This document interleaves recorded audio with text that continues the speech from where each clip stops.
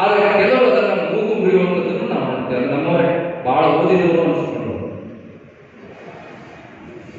ಕೃತಯುಗದಲ್ಲೂ ನಮ್ಮ ಪರಂಪರೆ ಇದೆ, ದ್ವಾಪರಯುಗದಲ್ಲೂ ನಮ್ಮ ಪರಂಪರೆ ಇದೆ, ತ್ರೇತಾಯುಗದಲ್ಲೂ ನಮ್ಮ ಪರಂಪರೆ ಇದೆ. ಹಾಗೆ ಕಲಿಯುಗದಲ್ಲೂ ಕೂಡ ಆ ಪರಂಪರೆ ಮುಂದುವರೆದುಕೊಂಡು ಬಂದಿರತಕ್ಕಂಥದ್ದು ನಾವು ನೋಡ್ತೇವೆ. ಅವರೇನು ವಿಚಾರವಂತರು, ಬಹಳ ಓದಿದವರು, ಬುದ್ಧಿವಂತರು ಆಧಾರ ಅಂತ ಕೇಳ್ತಾರಲ್ಲ, ಈ ವೇದಗಳ ಆಧಾರದ ಕಡೆಗೆ ನೋಡೋಣ. ಸಿಂಧೂ ವೇದದ ನಾಗರಿಕತೆಯನ್ನಾದರೂ ನೀವು ಒಪ್ತೀರಾ? ಹರಪ್ಪ ಮತ್ತು ಮೊಹೆಂಜೊದಾರೋ ನಾಗರಿಕತೆಯಲ್ಲಿ ಸಿಕ್ಕಂತಹ ಆ ಉತ್ಖನನದ ಆಧಾರಗಳನ್ನು ಒಪ್ಪೋದಾದ್ರೆ ನೀವು ಅದನ್ನ ವಿಮರ್ಶೆ ಮಾಡುವ ಗೋಜಿಗೆ ಹೋಗದೆ ಅದನ್ನು ಸ್ವೀಕರಿಸುವಂತಹ ಮನೋಭಾವ ನಿಮ್ಮಲ್ಲಿ ಬರಬೇಕಾಗ್ತದೆ.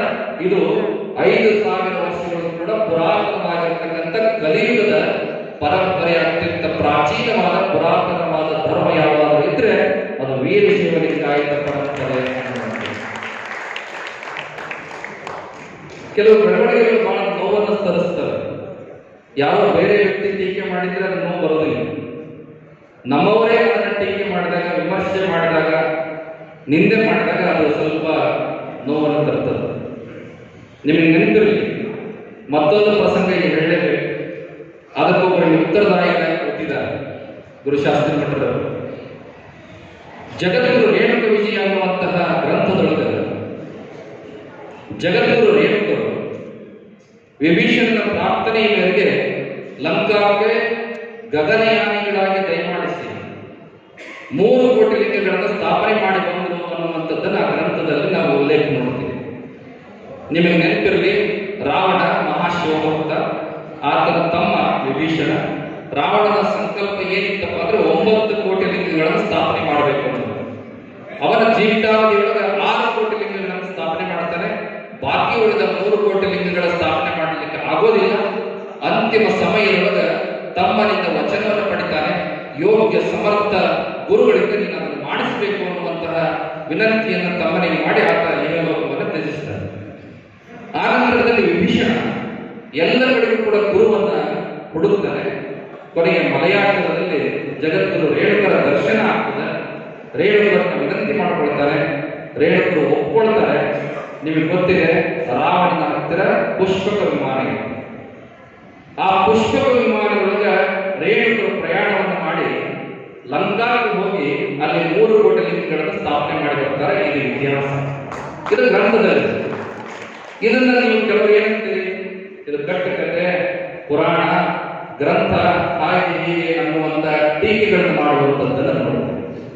1973ನೇ ಇಸ್ವಿಯೊಳಗೆ ಇಲ್ಲಿ ಮುಂದೆ ಕೂತಂತಹ ಗುರುಶಾಸ್ತ್ರಿ ಭಟ್ರ ತಂದೆಯವರು ಕೇವಲ ಇತ್ತೀಚೆಗೆ 2-3 ತಿಂಗಳ ಹಿಂದೆ ಲಿಂಗೈಕ್ಯರಾದವರು. ನಮ್ಮ ಆಷಾಢ ಮಾಸದ 9 ವರ್ಷಗಳ ಕಾರ್ಯಕ್ರಮಗಳಲ್ಲಿ ಪ್ರತಿದಿನವೂ ಕೂಡ ತಪ್ಪದೇ ಭಾಗಿಯಾಗ್ತಾ ಇದ್ರು ಲಿಂಗೈಕ್ಯ ವೀರಯ್ಯ ಶಾಸ್ತ್ರಿ ಭಟ್ರವರು. ವೀರಯ್ಯ ಶಾಸ್ತ್ರಿ ಭಟ್ರವರು ಲಂಕಾಕ್ಕೆ ಹೋಗ್ತಾರೆ. ಅಲ್ಲಿ ಹೋಗಿ ಅಧ್ಯಯನ ಮಾಡ್ತಾರೆ. ಅಧ್ಯಯನ ಮಾಡಿ ಅಲ್ಲಿರ್ತಕ್ಕಂಥ ಎಲ್ಲ ವಸ್ತುಸ್ಥಿತಿಗಳನ್ನ, ಆ ಸ್ಥಳದ ಮಹಿಮೆಗಳನ್ನ, ಅಲ್ಲಿರುವಂತಹ ಪಳೆಯುಳಿಕೆಗಳನ್ನ ಪರೀಕ್ಷೆ ಮಾಡಿ ಅದರ ಕುರಿತಾದ ಒಂದು ಚಿಕ್ಕ ಗ್ರಂಥವನ್ನು ರಚನೆ ಮಾಡ್ತಾರೆ. ಅದು ಅನೇಕ ಪತ್ರಿಕೆಗಳಲ್ಲಿ ಪ್ರಕಟ ಆಗ್ತದೆ. ಅವ್ರು ಹೇಳ್ತಾರೆ, ಜಾಫ್ನಾ ಅನ್ನುವಂಥ ಊರಿನಿಂದ 41 ಕಿಲೋಮೀಟರ್ ಉತ್ತರ ದಿಕ್ಕಿಗೆ ಪ್ರಯಾಣ ಮಾಡಿದ್ರೆ ಅಲ್ಲಿ ಒಂದು ಪ್ರದೇಶ ಸಿಗ್ತದ. ಆ ಪ್ರದೇಶದ ಪೂರ್ಣ ಹೆಸರು ಏನಪ್ಪ ಅಂದ್ರೆ ಲಿಂಗಮಲೈ. ಮಲೈ ಅಂದ್ರೆ ವಲಯ, ರೀಜನ್ ಅಂತ ಕರಿತೀವಿ. ಆ ಪೂರ್ಣ ವಲಯವನ್ನೇ ಲಿಂಗವಲಯ, ಲಿಂಗಮಲೈ ಅಂತ ಕರೆದಿದ್ದಾರೆ. ಅದರ ಮುಂದುವರೆದ ಭಾಗವಾಗಿ ಅಲ್ಲಿ ಒಂದು ನದಿ ಹರಿತದ. ಆ ನದಿಯ 2 ಭಾಗಗಳಲ್ಲಿ 2 ಗ್ರಾಮಗಳು ಸಿಗ್ತವೆ.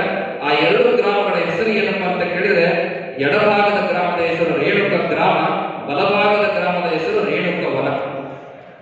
ಇದು ಇತ್ತೀಚೆಗೆ ಇಟ್ಟ ಹೆಸರಲ್ಲ, ಅನಾದಿ ಕಾಲದಿಂದ ಅವರು ಕರೆದುಕೊಂಡು ಬಂದಿರತಕ್ಕಂಥ ಸ್ಥಳನಾಮಗಳು. ಆ ನದಿ 2 ದಂಡೆಗಳಲ್ಲಿ ಸುಮಾರು 5-6 ಕಿಲೋಮೀಟರ್ ನಡೆದದ್ದೇ ಆದರೆ ಎಲ್ಲೆಲ್ಲಿ ಹೆಜ್ಜೆ ಇಡ್ತೀರಿ, ಎಲ್ಲೆಲ್ಲಿ ಪಾದ ಇಡ್ತೀರಿ, ಎಲ್ಲೆಲ್ಲಿ ನೋಡ್ತೀರಿ, ಅಲ್ಲೆಲ್ಲ ಲಿಂಗಗಳೇ ಕಾಣ್ತವೆ, ಲಿಂಗಗಳೇ ಕಾಣ್ತವೆ, ಲಿಂಗಗಳೇ ಕಾಣ್ತವೆ. ಆಶ್ಚರ್ಯ ಏನು ಗೊತ್ತೇನು, ರೇಣುಕ ಗ್ರಂಥದಲ್ಲಿ ಉಲ್ಲೇಖವಾಗಿರತಕ್ಕಂಥ ರೇಣುಕರಿಂದ 3 ಕೋಟಿ ಲಿಂಗಗಳ ಸ್ಥಾಪನೆ ಆದವು ಅನ್ನುವಂಥ ಪ್ರದೇಶ ಏನಿದೆ, ಇವತ್ತಿನ ಆ ಪರಿಸರವನ್ನು ನೋಡಿದಾಗ ನಿಜಕ್ಕೂ ಕೂಡ ಆ ಗ್ರಂಥದಲ್ಲಿ ಬಂದಿರತಕ್ಕಂಥ ವಿಷಯ ಅತ್ಯಂತ ಸತ್ಯಪೂರ್ಣವಾಗಿರ್ತಕ್ಕಂಥದ್ದು ಅನ್ನುವಂಥದ್ದನ್ನು ಕೂಡ